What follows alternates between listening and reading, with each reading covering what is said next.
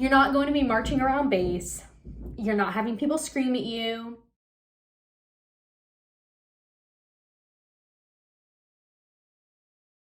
Hey everybody, it's Michaela and welcome back to my channel.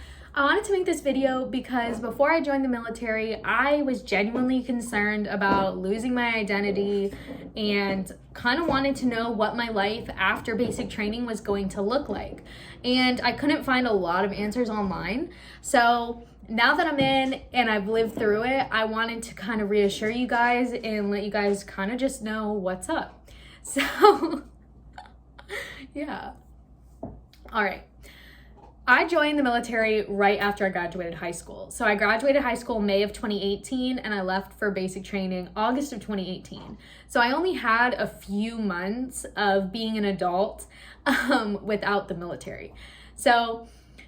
But for me, the biggest changes and differences that I see versus military and civilian would be you have a greater sense of responsibility in the military and you have a lack of control of your own life.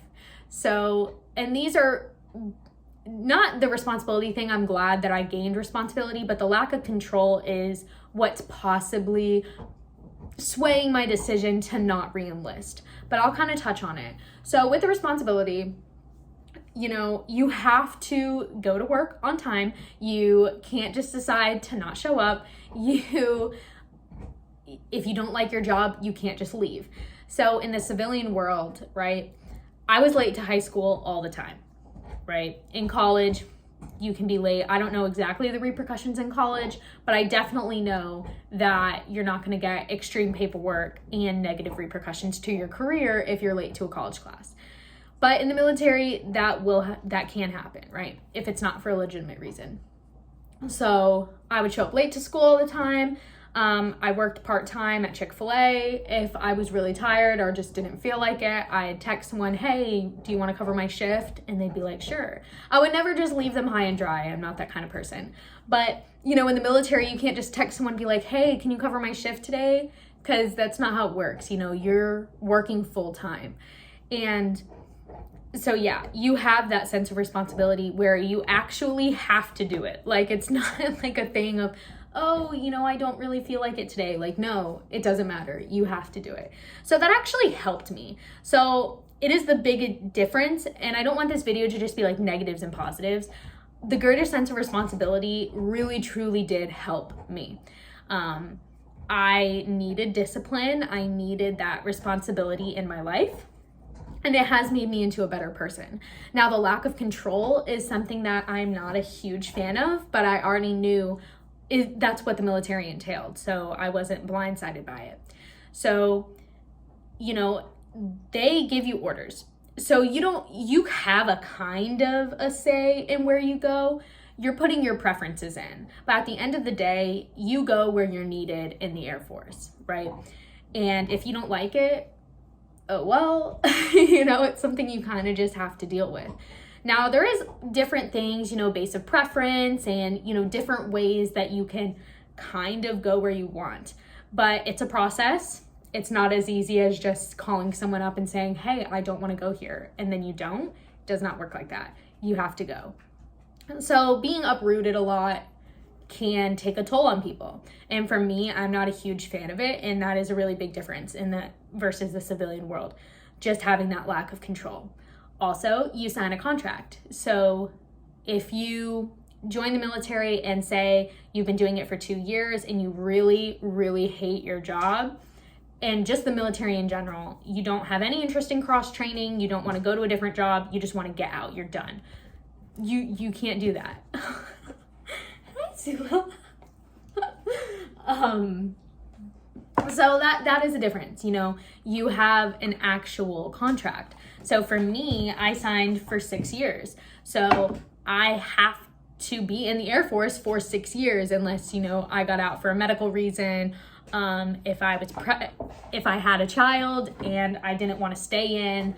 But as far as me just deciding, hey, I don't like this job, I can't do that.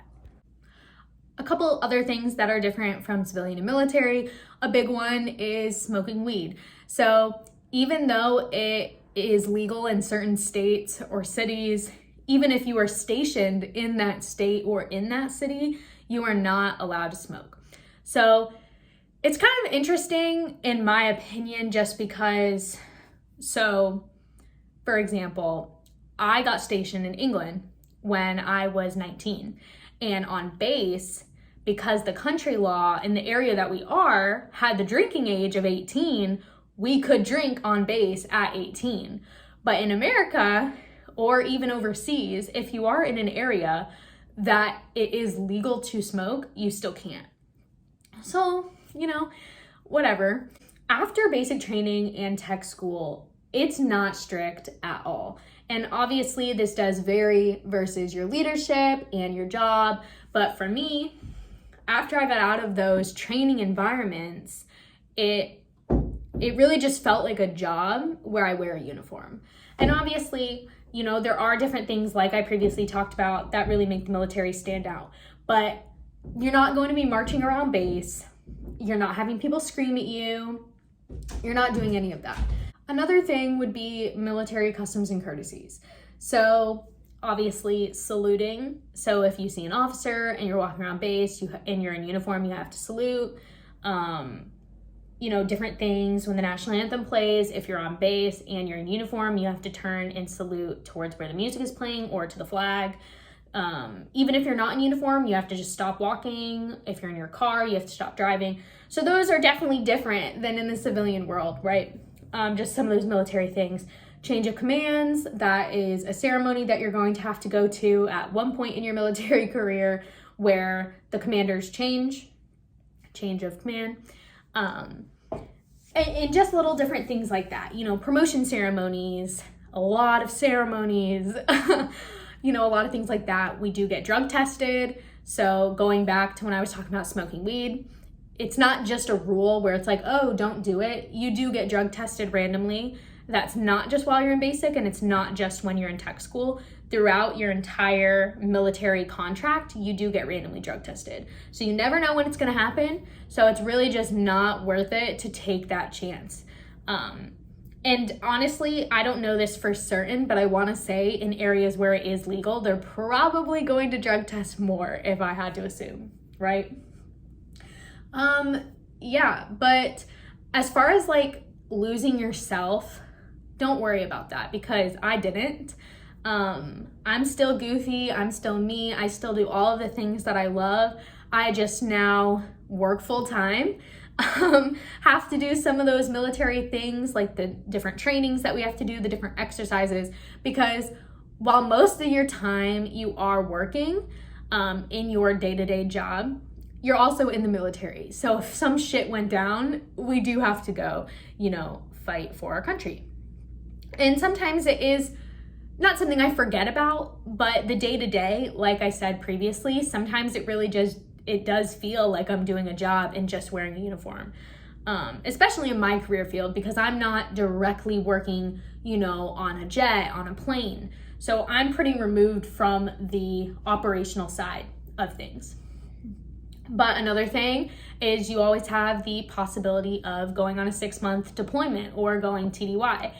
So in the civilian side, you're not worried about spending 6 months in, Kuwait. But in the military, you do have that. So that goes back to the lack of control. So those are things you definitely want to take into consideration. The military offers so many benefits, right? But there's also things you have to weigh. Because at the end of the day, you still are in the military, right? Even though it can sometimes feel like a job, like I said, we're still in the military. I've never deployed, and I've been in 3 years, but that also has to do with where I've been stationed and my rank and, all of that. Another thing is promotions. So the promotion system and pay raises are very different in the military than the civilian side. You could be busting your ass for 2 years, but if you don't meet the promotion criteria, passing the test, meeting the different EPR requirements, all of that, you're not gonna promote. It's not as simple as you just going up to your boss and saying, hey, I've been working really hard, let's, could we talk about, having a pay raise? It's not like that. There's a lot of steps and processes. So there are different pay grades. All of our pay is available online. A lot of people ask me in the comments, but you can literally just Google Air Force pay. I'm an E4, and then it comes up how much I make. So you're paid based on your rank and your time in service. So you're not necessarily paid for your quality of work, the hours that you spend at work, or any of that. So we're literally just paid on this very defined chart. So you could stay 6 hours, overtime, but you're not going to be compensated for it. You could be sent TDY somewhere and you're not paid for those extra hours that you're working. I feel like I covered a lot. I feel like I covered the main things, but if you guys have absolutely any questions as far as the differences on what it's, in the civilian world versus the military, please feel free to comment below.